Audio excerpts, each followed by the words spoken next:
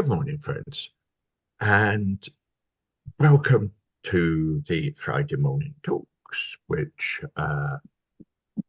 we hope today will be something that will interest you also. But first, a little sad comment. One of our stalwart friends who was with us from the beginning has on Tuesday died. This is our friend Christopher Denman, who friends who would know him would say he is a true and honest, caring friend. I've known Christopher for many years, and although he would say himself, I am not a saint, but was a man of great con- contradictions. So, in that vein,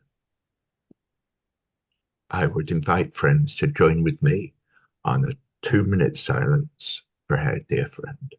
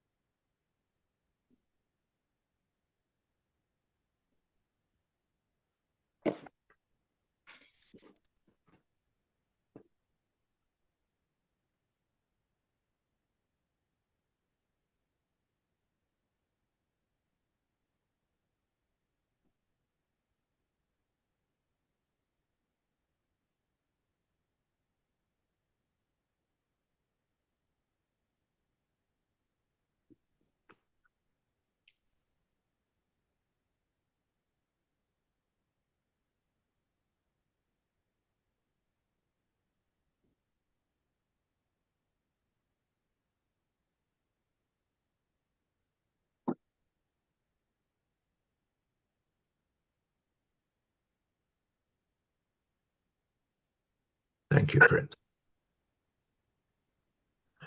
Today, we have something slightly different, I think. The title was Two Friends, Their Experiences of Quakerism. Your participation is keenly welcomed. And to begin this journey, I pass over to my friend, Patsy. Thank you, Ray. The two mystery friends are Mary, Bailey, and myself. And Mary, being a Quaker for much longer than me, um,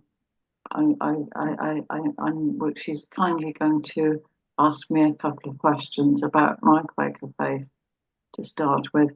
By the way, I am the guilty person for calling it Quakerisms. As soon as Mary and I started to talk about what we might or might not say, we realised that we really should have said something a little different, like perhaps being a Quaker or something. I don't know. Anyway, I will now shut up and I will hand over to Mary for the Portishead meeting. You're not going to shut up because I'm going to ask you 3 questions. So, Patsy, why did you join the Quakers? Well, it was very nearly a coincidence. I mean, the way in which it wasn't a coincidence was that I had got my life after many years in a place where I was comfortable with it. But somehow there did seem to be a space. I can't quite describe it, but that was it. It was a space. And I met a lady called Sian, who was happened to be a member of Central meeting.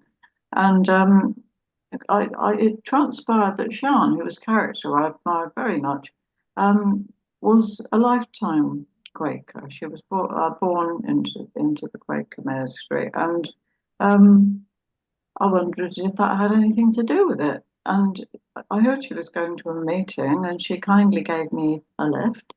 And the lift was to Central meeting. And I felt very comfortable there. I felt it easy to connect with the people there. And in the sound, I did feel very at home in the silence. I can't say more than that. For a couple of years, I would say, before I actually experienced a much stronger spiritual connection. And although it was in a meeting, it was in one of our online meetings, which we had during lockdown. And it was very powerful. And this feeling of connection made me definitely feel that Quakers was the place that I wanted to be whenever possible. So that's how I came to join Mary. So the second question overlaps really what you've said. What is it that you like about being a member of the society? I think it keeps me up to scratch. I think, I mean, I don't mean people tell me what to do. It isn't that. I am a very well-meaning person, but I have been a well-meaning person, most of my life at least, and it didn't always lead me to make the right choices. Being a Quaker has made me spend far more time looking into what I was doing or why I was doing it. It makes me spend more time thinking about what they say and what they do, what it means, and whether I got it right in my first impression. So it's led me to a level of exploration of myself. It also stops me being quite so selfish. I think I am still a very self-centered person, but it stops me spending my time looking out for myself, and it makes me relate better, I hope, or certainly intend to relate better with other people. So that's what I mean by keeping me up to scratch. It reminds me of what I believe to be my role in life. Roles, perhaps, is the right word. I don't know. I've also, of course, made friends that I wouldn't have. I've met people I would not have met in my other spheres of life. Such an inspiring group of people. I couldn't have imagined to exist that I've met among Quakers, not just in my meeting, but in other meetings that I've either attended in person or people I've met who could come from those other meetings. And, it is the whole thing has expanded my enjoyment of life, my happiness, and I think my sense of balance. All those things have been improved by my being a Quaker. Even though I've only been a Quaker but I tried to work it out. I think it's 8 years. It might be longer. I'm not quite sure. That was most expressively put, Patsy. Most expressive. So the last formal question, I was surprised earlier when you said that the quality of your worship is improved if you're on Zoom rather than if you're sitting in a meeting. Yes, perhaps you could explain yourself, would you? Yes, I'd certainly try. I feel very guilty about this. I'm sure I've got it wrong, but anyway, there it is. I think I'm too easily distracted, even in quite a small group of people, by thinking, what are they thinking? How are they getting on with their worship? Which is dreadful, but it's, I'm being scrupulously truthful here, and I try really hard. I have taken a few lessons in contemplation from different people, and that's been helpful. But I'm still too easily distracted by the presence of other people, so that that's prevented me from experiencing what I understand to be a gathered meeting, because although I'm sure the meeting may have been gathered apart from me, it hadn't got me in it. I would find it helped me. I always sit so I'm opposite the window. Perhaps I shouldn't. Perhaps I should try something else. But I look out at the trees, and looking out at trees I find enormously helpful. It's something I do in worship at home if it's in the daytime. And it was looking out at trees, in fact, that I have my strongest experience of. I will use the word God. It doesn't bother me whether people use the word God or a sense of the infinite. I haven't got strong feelings about that, but something infinitely bigger and more powerful than me, with which I was connected and which was of enormous value, and that I could kind of connect with in some ways. So this was something I experienced at home in a Zoom Quaker meeting, partly looking at friends, partly looking out of the window at the trees. And this is, I suppose, why I focus on the trees out of the window when I'm in a physical Quaker meeting. I find trees seem to have something important. There's something for me which really helps me with trees. And sorry, I think I've meandered off a bit. No, you don't, Ram. It's so expressive and honest. Thank you very much. Would you like me to start asking you some questions now, or would you like? Okay, off you go. Okay. Well, I was extremely impressed when you told me you'd been a Quaker since 1984, and I thought it would be so interesting to hear about what made you decide that you liked to be a Quaker, and what your experience of the different Quaker meetings has been. I think you've been to quite a few.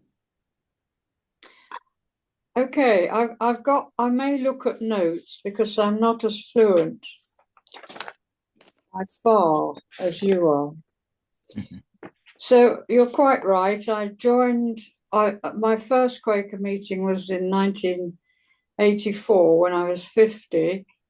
And what led me to come was I was brought up in Church of England and ran the Christian Society at the grammar school and got tied up with Billy Graham and that kind of evangelical worship. And then as I grew older, I started to explore the Roman Catholic Church and listened to some very good sermons, I must admit. Got highly confused about the bobbing up and down. After that, I tried the free churches. That was then Congregational and Methodist. And then while we lived in Iran, I got to know about the Shia Muslims. But what really influenced me was going to a Church of England funeral service for a children's ward nurse who'd worked for 35 years in the hospital. And it was such a cold, impersonal, ghastly kind of service, in my opinion. And I remember sort of stomping out and thinking, I must find my way somewhere. So I was living near the South Downs. I went to a tiny Quaker meeting in a slaughterhouse that was built about the same time as Portishead's in 1650. And there I was greeted warmly, but not effusively, just perfectly. And sitting in the meeting, I realized that Quakers involve themselves in just about everything that exists. In fact, there's 4 foolscap pages of societies to which the Quakers are united. And everything just seemed right. So I stayed. Have I answered your question? You were going to go on to talk about the different meetings that you've been to. Oh, yes. Quaker Faith and Practice advises us to experience other meetings, but I'm naturally adventurous and curious. So I've been, I think, somewhere near 40 different meetings. That includes hearing a singing ministry in Dublin, a meeting of a few people in a canteen room in Shetland Islands, meeting a friend of Gordon's in Hong Kong. Thank you, Gordon. Auckland and Wellington, New York and Sydney. And every meeting has a sameness. It's the same sort of mutual understanding of each other as you walk into the room, and the warmth and the support. Yeah, so there's many more to go, aren't there? Thank you. One of the things we were going to talk about, but I'm not sure whether this is the best time or not really. We were going to talk about internalizing goodness. I don't know if that's something you'd like to say something about at this point. Yes, when you mentioned it previously, I didn't quite understand what you were meaning.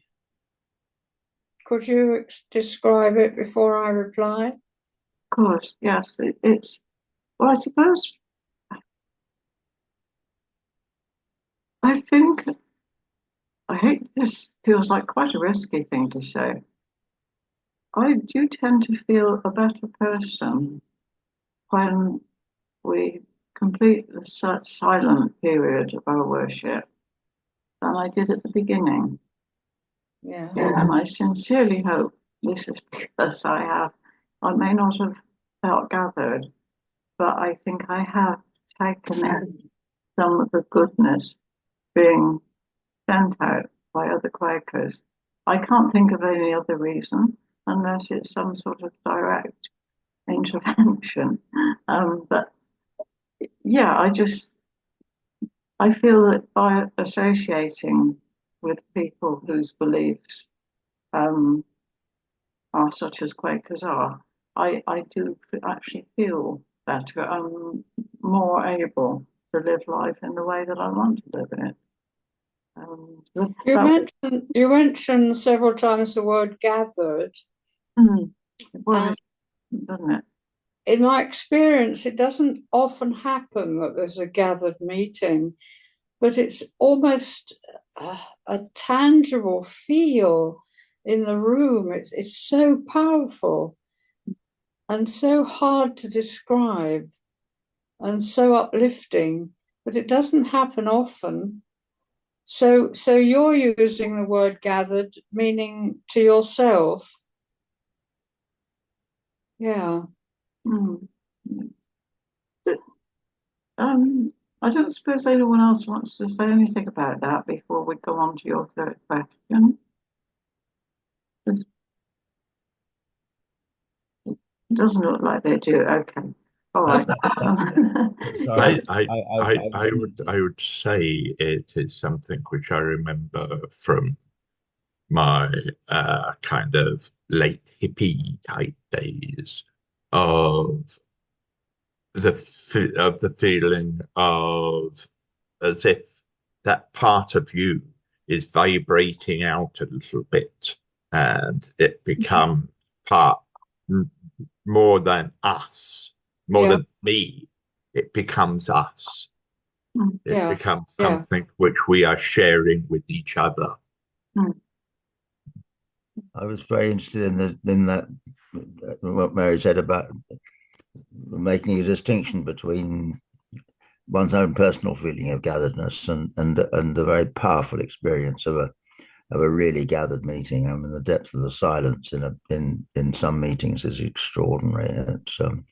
And it isn't all that often. I agree, but I still find that. Well, there are times when, for me, meetings feels very dry, and I don't get anywhere with it. But that sense of one's own gatheredness is actually quite it can be quite powerful, and I'm grateful for the distinction of those two things. It's interesting. Thank you. So, if you're Zooming, do you still get you get a personal gatheredness, do you, Patsy? Yes. Yeah. Yes. Yes. I get a great deal out of the Zoom meetings. I know not everyone does. I think by nature I'm a fairly solitary person, so that might have something to do with it. You know, I find it. I enjoy being with other people, but not for too long. Not too loud either. No, I don't mind it being loud, but I think I was an only child, and I just enjoy time alone. So my experiences with other people being present, I'm more comfortable when they're not of several hours, for example. But the other thing that we were going to talk about, I think, was you mentioned the fact that in describing yourself as a Quaker, I think you used the term a non. Hang on, I wrote it down. Non-theistic Quaker, which, although I understand, I think I understand the concept. I hadn't heard it put like that before, and I had in fact got to go and look it up. But I've looked it up now, and but could you just tell us a bit about that? Yes, I look it up as well. And, what's the difference between non-theists and atheists? What I realized was that I don't believe in a personal God or the godliness of Jesus. I think he was born and was an incredibly insightful man, and his sayings, his followings are wonderful. But I don't feel anyone is personally interested in me. No divine being is. So I shall be interested. I believe non-theism is going to be included in the new version of Quaker Faith and Practice. Is that right, Roger? I would certainly expect so. I'm not privy to the faith and practice development, but it's certainly. I think it's in that area that there was the urgency to go ahead with the revision, because it's quite a widespread position among friends.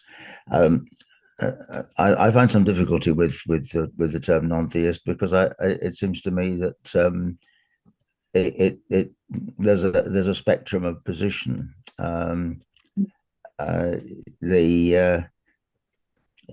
I long ago rejected the idea of a God out there.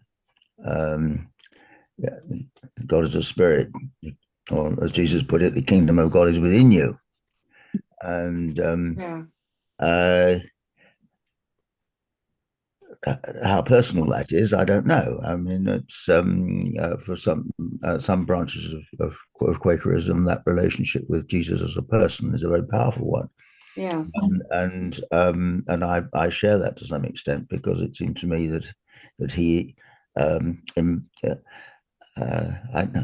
you talk of him as being the Son of God, yeah, we're all sons and daughters of God. God is within each of us, and he marks a change of understanding of. I mean, he probably, the ideas were probably developing already, and not just through him, but he embodies it. The move of understanding God as an angry, punishing being out there somewhere, to to a spirit with which you can be very intimate. I mean, he referred to God as Daddy, not just Father. Apparently, the term used was much more intimate and personal than that. And that sense of God within seems to me to be the power in my life, and it's whether you call that God doesn't matter. Doesn't matter a bit. I'm just aware of that power of love and power of the spirit of truth, which is my guide. All too often strayed from.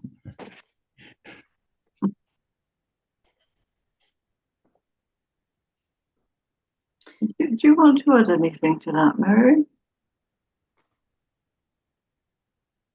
Well, I'm grateful for Roger for having expressed it.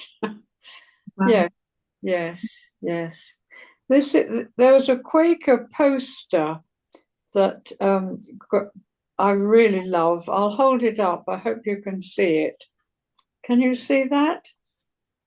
Down a bit. That's it. Yes. There's "Thou shalt." Yes. Yeah. And then it says, "Think for yourself." What worries me about that is the distinction between thou and you yourself. But then I am a grammarian. Right, what should it be then? Either you talk about us as using the old Quaker thee and thou, or you use you and your, but you don't mix them. I think we understand the message, though, Roger. Indeed, absolutely. Sorry, I'm afraid. So we'll put the pedantry to one side. Quite.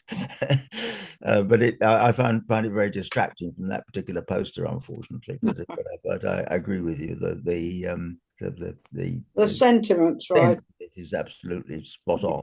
Yeah, yeah. I think it shows, friends, that the English language is organic. Well, yes, but there are some limits. I just joined a Facebook page that we dislike lazy English. There's been quite a big discussion about change in language, which I fully accept, but I hate the loss of meaning. Anyway, let's not get into that one.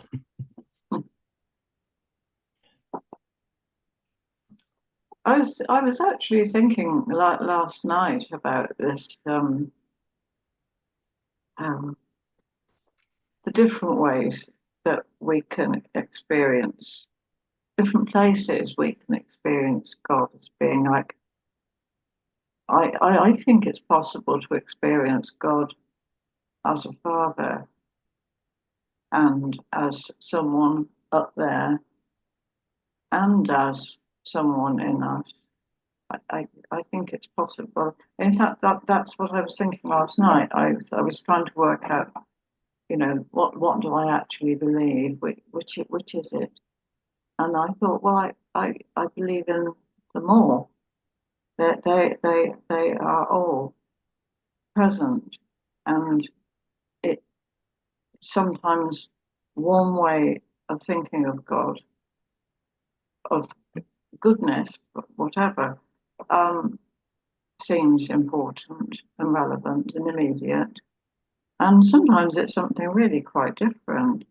And I actually think that is in the nature of the infinite, that it is bigger than we could imagine, and so is going to come in forms that we can't imagine. But we've just noticed a few of them. Anyway, this profound thought was mine at about 11 o'clock last night.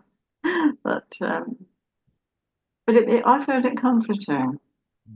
I found it comforting, and that it was okay to experience goodness and God and the infinite. And I suppose I do actually see them all as very similar, if not exactly the same. They're all forms of the same thing. But I'm not a theologian, so I probably just said something incredibly stupid. Not at all.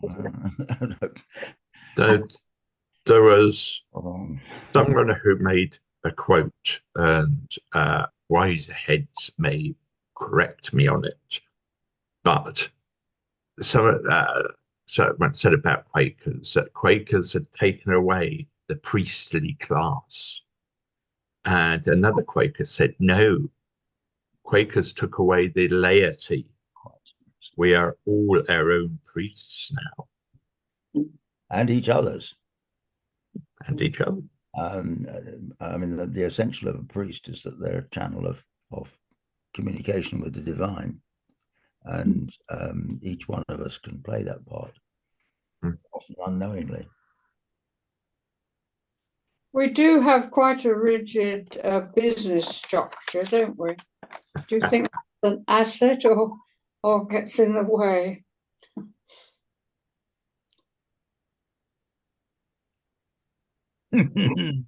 Comments on that? How long have you got? I think it's very time consuming, but it has to be. I mean, eternity takes a rather long time too. I think aiming, trying to reach some kind of compromise, something that takes in every kind of perspective, well, attempts to, attempt is the big word, is bound to take time. And sometimes those Quaker meetings, the Quaker business meeting, you know, I sometimes feel like banging my head on I was going to say on the desk, but actually we don't sit at desks. But if we did, I would. But I don't think, I haven't yet seen an alternative. It seems to me we just have to. But I don't know what other people think. You know, could we improve? I think it depends on the skill of the clerk and her assistants, and also on the understanding of everybody else. When to interrupt, when to stand up. Yeah.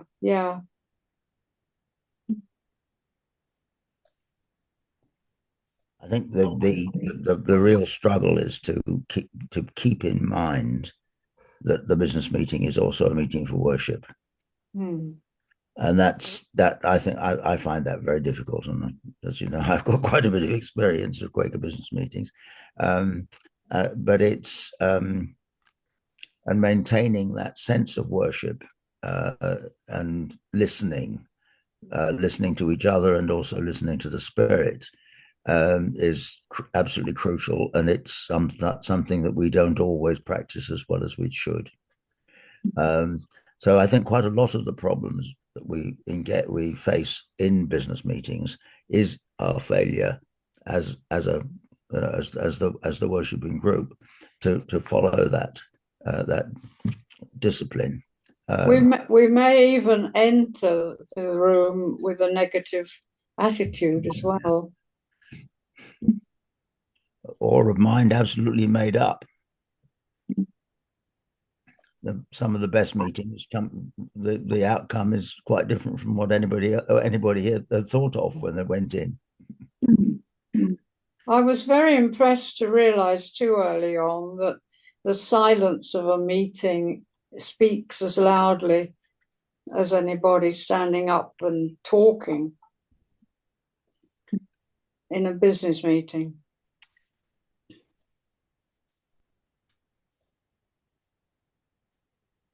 You know, that's exactly what I was thinking while we were holding our 2-minute silence for Christopher earlier on.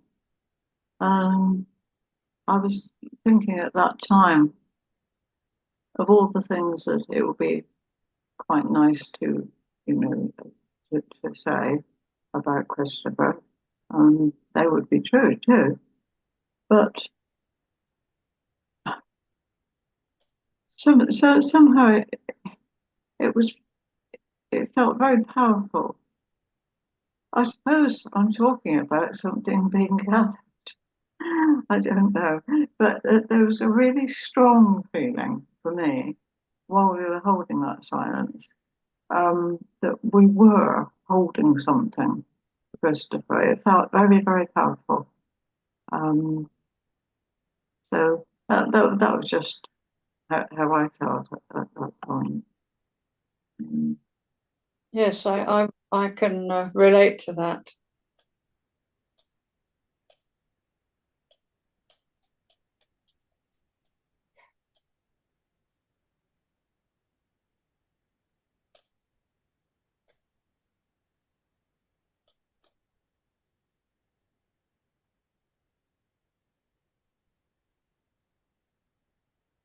Would any other friends like to comment or have questions for two willing participants this morning?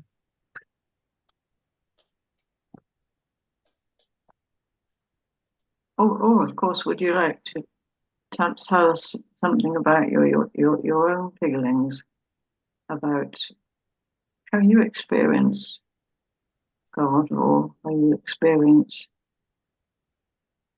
infinite goodness? Anything, you're very welcome to join with your thoughts as well.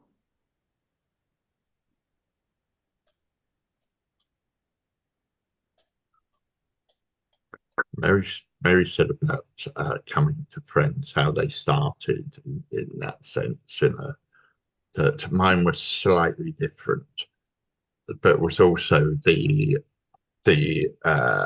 matter of where do you start? And I, as a young rebel, uh, was taken occasionally by my mother to a church service. So, as a hippie type of person, if you can imagine this person now as that, went to an Anglican church and sat at the back, and it was lots of singing and some chap at the front chatting away merrily. And at the end, I kind of sat there and contemplated what was happening. And suddenly appeared a young couple, him with a very nice maid suit and her in a flowery Laura Ashley type of dress. And the woman looked down at me and smiled and said, get this, do you think this is the place for you? Really? Oh, yes, yes. And I looked up at her and smiled and said, obviously not. Good heavens. And so the next weekend, I wandered past West Ham Quaker meeting and went in. But I'd never been in there before, so a little trepidation, wandered in. And this lovely white-haired little old lady who was at the door said, hello, have you been here before? And I said, no, of course. And you know, the sort of thing, so you get the little bit of paper, you go in and sit down. And it was lovely. So people were quiet and they were with their thoughts. And I thought, so what happens next? I was waiting for someone to get up and say, we do this, do that, and do this. And no one did. And it was quiet. It was lovely. And in the end, a couple of friends shook hands and started moving about.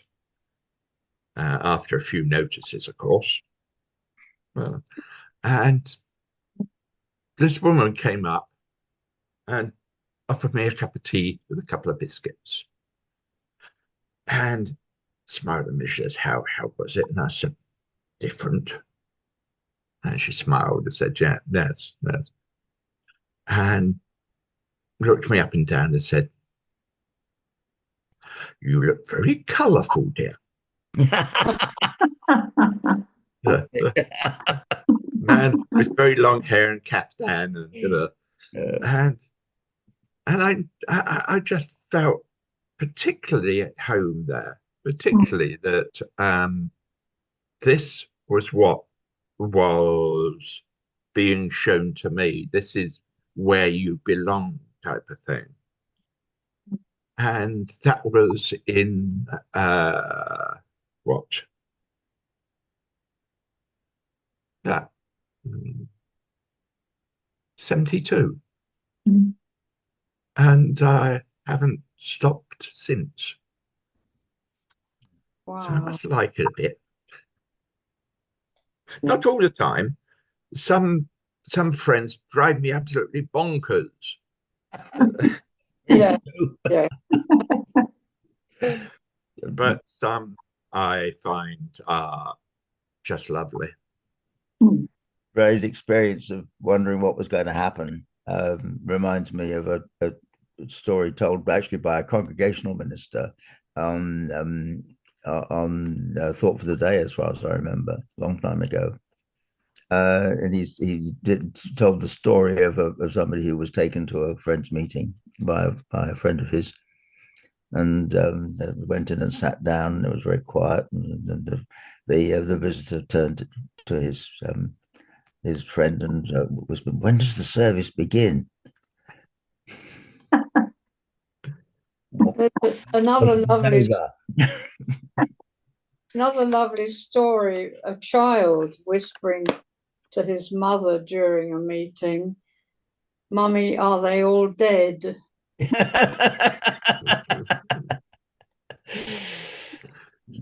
Yes. A couple of my favourite quotations from Quaker Faith and Practice is 2265, which James Naylor wrote, contemporary with Portishead meeting opening and the Ditchling meeting on the South Downs. I won't read it all, but it's, "Art thou troubled?" Or are you aware of it? "Fear not." And another is, "My peace was pat and ready to stay." And it's the contrast between a thought about ministry all written out and perfect, and somebody just spontaneously getting this overpowering urge to stand and speak and ramble away. But that is 265, well worth reading. Thank you.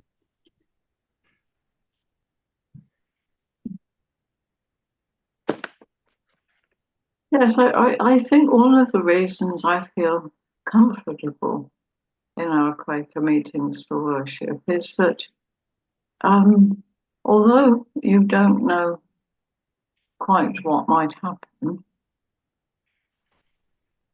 it doesn't really matter, because there's a really strong feeling. I experience a very strong feeling of peace and acceptance in that meeting. I feel that if I said something and later on I thought, "Oh, I wish I hadn't stood up and said that," because that has happened, I haven't then sat there in fear of judgment by those present, or indeed by God. I was expressing where I was at the time, and it would have been taken in charity, and it may even have been helpful to some, even been annoying to others. But there's a terrific sense of acceptance. I really appreciate that. It seems to me to be not typical of churches in general, but I don't know. I have been to, I was brought up as a Methodist, and when I married, I moved into the Anglican Church, and then when I left my husband, I started being prepared for joining the Catholic Church, which ended when I came out with the fact that I was gay. It didn't go down well at that point. So, and despite all that, oh dear, I have started to ramble again. I don't know if other people find this, but I find something happened to me when I passed my 80th birthday, and I definitely am more likely to fall off the side of the rails. So I'm very sorry. No, please don't feel sorry or apologise. Very, very interesting. Thank you. Not necessary. Well, still. It reminds me, on the occasions I have ministered in a strange meeting, people have come up and thanked for the ministry. And you find this, don't you, that somebody stands and says something which speaks directly to you. Yeah.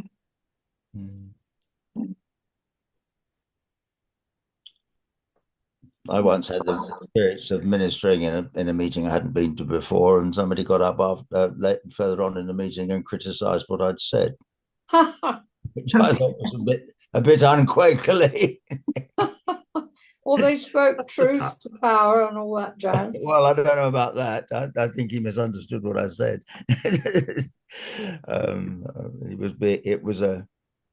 He was making it a discussion point rather than a response to ministry, which was unfortunate and didn't seem to me appropriate. Actually, in Portishead meeting the last time I went, there was a bit of a discussion about this overwhelming feeling where you don't want to get up and say anything, but you know you must. Mm. And it really, really is quaking, isn't it?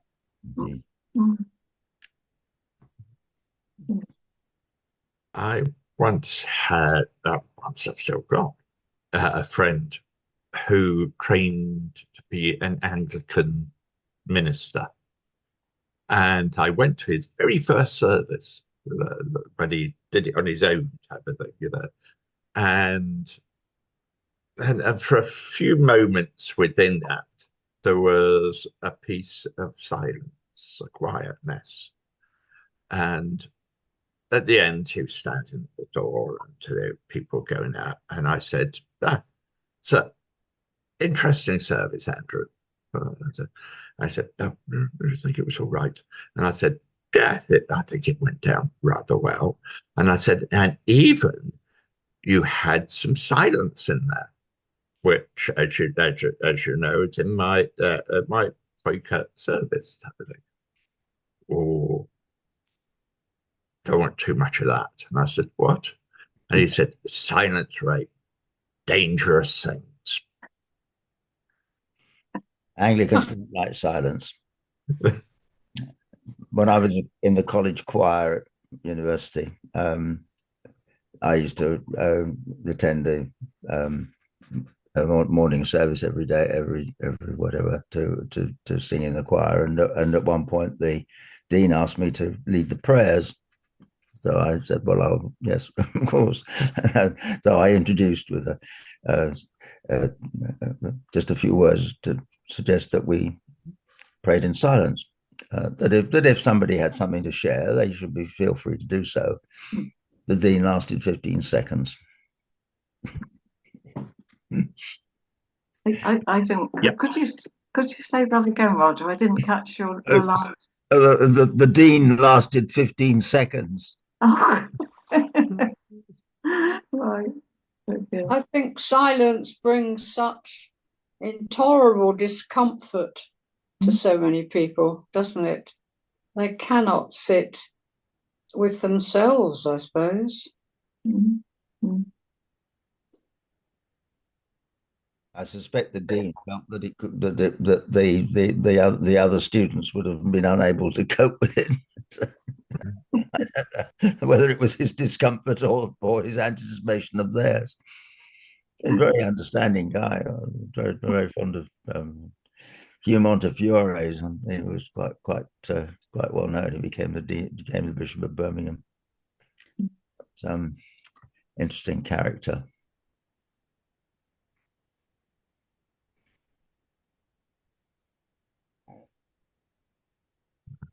Probably why it's called the Sea of Faith, isn't it, really? Because it's stormy. Well, it's that, yes. To go back to that sense of that Mary described of powerful, I think it was Mary said there was a powerful emotion and pressure to speak, but not being able to.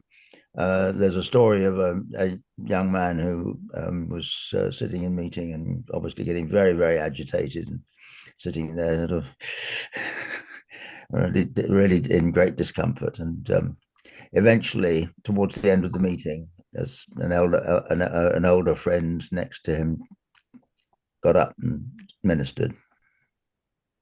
And then when the meeting was over, he turned to the young man and said, "Next time, say it thyself." Oh, yeah. It's important to be ready to respond to that powerful urge, and trust the meeting to accept one's message, which may not be for everybody. And if there's a message that isn't for you, well, never mind. It's probably a message for somebody else in the meeting. So don't be afraid to minister. What's much more dangerous is being prepared to minister too easily. And I have to say that I sometimes fall into that little trap. Instead of my grandfather, that he ministered, moved by the Spirit for 10 minutes at 25 minutes past the hour every Sunday. I'm sure his words were very powerful. He was a great writer and speaker on Quaker matters. I wish I'd known him. He died long before I was born. He was one of the young Turks, as it were, at the 1895 conference. He gave one of the keynote speeches. And in 1920 published a book called The Faith of a Quaker, which explained how we rejected the evangelical theology. What do you make, Roger, of the Quakers who call themselves evangelical Quakers? That's a very good question. I've been struggling with that for a long part of my life. But I've had, as you may know, I had the privilege of working for French World Committee for Consultation for 5 years, and then working with the committee for another 8 years as treasurer. So I've had a lot of contact with evangelical Quakers. And I found that very, very difficult to start with. I mean, when I first heard from my father, who had contacts through his American contacts, that there were these Quakers who had pastors and hymns and things like that. That's not Quakerism, is it? Well, I mean, in a sense, George Fox was an evangelical. He had a very, very powerful experience of relationship to the Spirit of Christ. And I've come to see while I experience the power of the Spirit internally, I've heard my Kenyan friends talking very, very directly to the person of Jesus. And I come to see that as actually being the same thing. It's so while our form and our theology is different, and I think I think the real weakness of what I would call Orthodox Quakers, the pastoral and evangelical branch of Quakerism, which is by far the majority in the world, by long short. I mean, we're very much a minority. Is their reliance on the Bible, their assumption that the Bible is the revealed Word of God, and it sometimes well deserves the title of bibliolatry. My first experience of a truly evangelical meeting was in America. And it gave me a headache. I know, a really quite serious headache. It was an Sunday afternoon meeting, and it was held in a disused Presbyterian church, which had become their evangelical Friends meeting house. So it had a very high pulpit, and it. Now I'm going to tread on rather dangerous grounds. It was Sunday afternoon, and it was quite a small congregation, almost entirely of elderly women. The pastor was a big man, and he stood up on the pulpit, and he waved his white Bible. Every word in this book is true. Well, it rather depends what you mean by true. He then went on and he really wowed his audience. He knew what his audience very well. He said, of course, when the time comes, you're going to be resurrected in the body of when you were 35.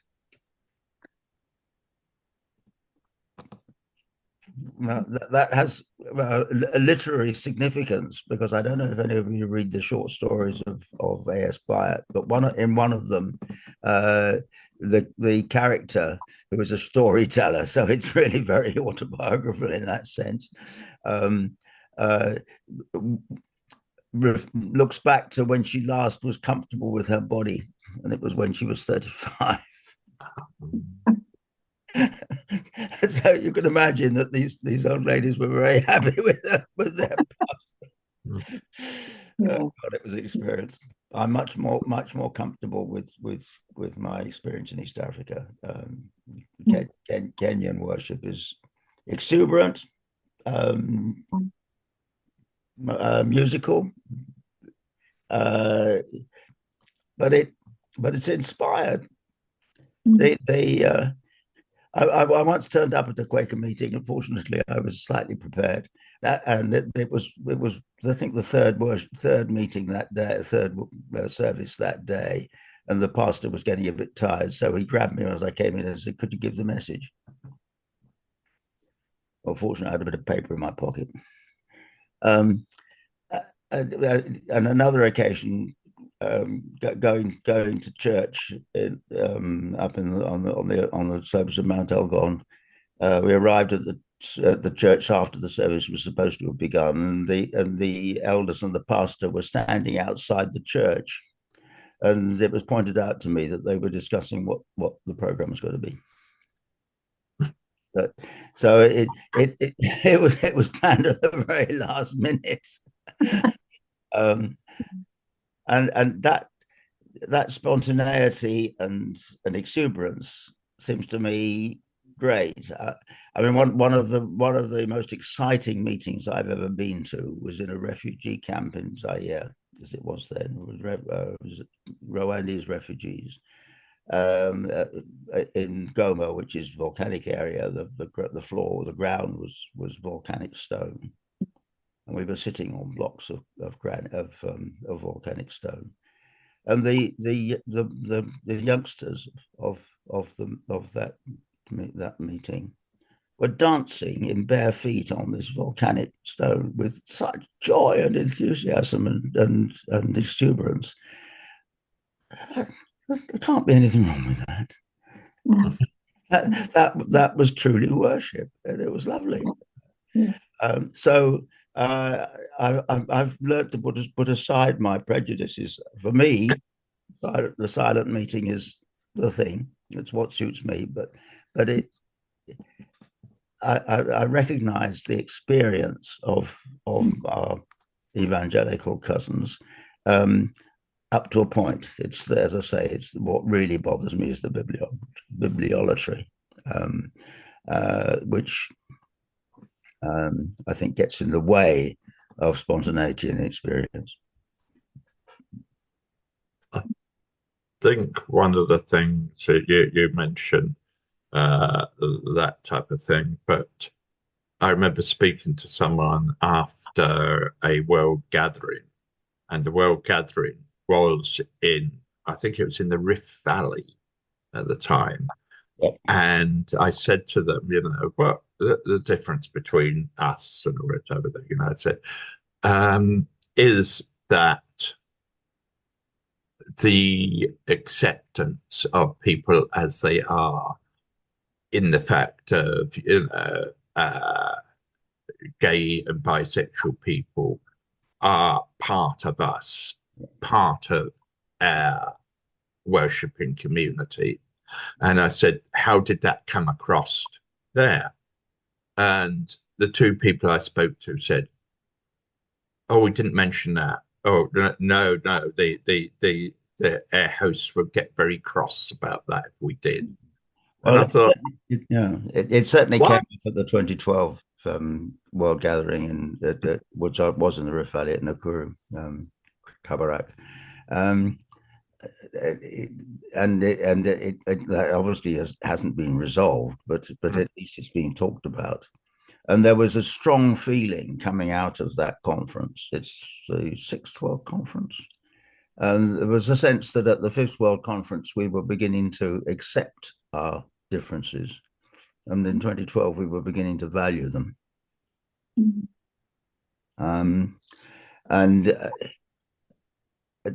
It's good for us all to recognize that we have picked different bits of the experience of early friends.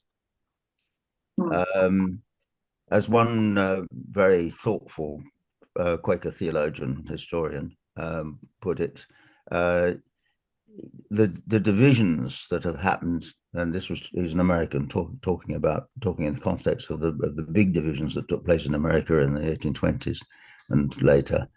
The division allows for the survival of particular insights, and if we recognize that our Orthodox cousins and evangelical cousins have insights from the experience of early Quakers that we have neglected to some extent. I mean, they go in for bibliology and we go in for the rejection of the Bible for many Quakers nowadays, which is, I think, very sad, because the Bible has an enormous amount of inspiration in it, as long as you understand it as in its context. And that was something that Fox said. If you want to understand the Bible, you've got to enter into the spirit of the people who wrote it. And so, you've got to understand where they were coming from, and it gives an account of the development of human understanding of the relationship with the divine. So I'm afraid I don't read the Bible as much as I would like, but I value some bits of it immensely, and I'm very happy to refer to it. I've just been invited to preach at the United Reformed Church again next year. I've done it once a year for the last few years, and it won't be until next December. But I'm already thinking about what I might be saying and where I will find the appropriate Bible text to draw. It makes it easier for them if I attach my ideas to something that appears particularly in the New Testament. Last time I spoke, I talked about the still small voice, and talked about Samuel's response to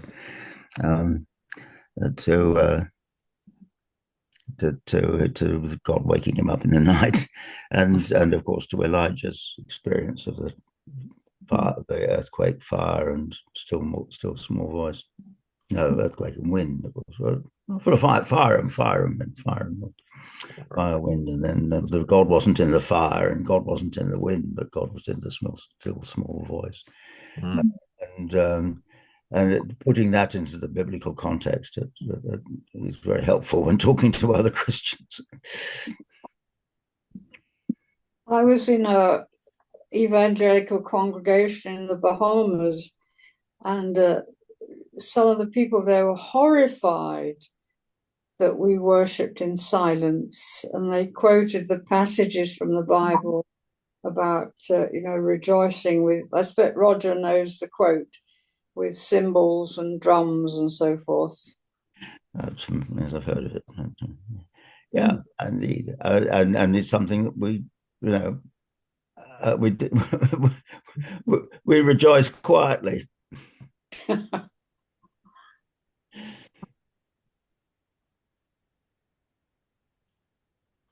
Well, friends, any more questions or comments for Bailey and Patsy, or anybody who has spoken in that sense?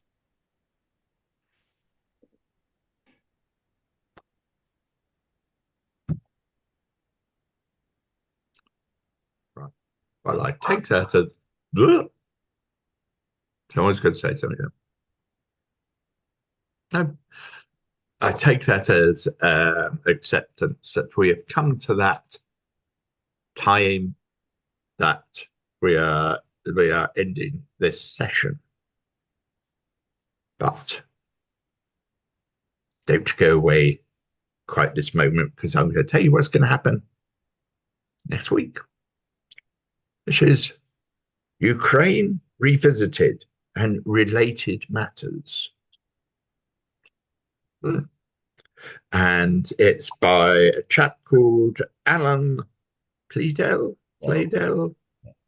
He's spoken to us before, a couple of years ago. Yeah, he had the Europe desk at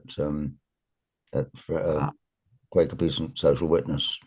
Well, in the days when there were such, not the desks anymore. I'm not sure it was a good thing or not. So go and have a pleasant day. And as I said before, a long time ago, and things like this, if you like this, tell your friends, tell the cat, tell anybody that come and be with us on Friday.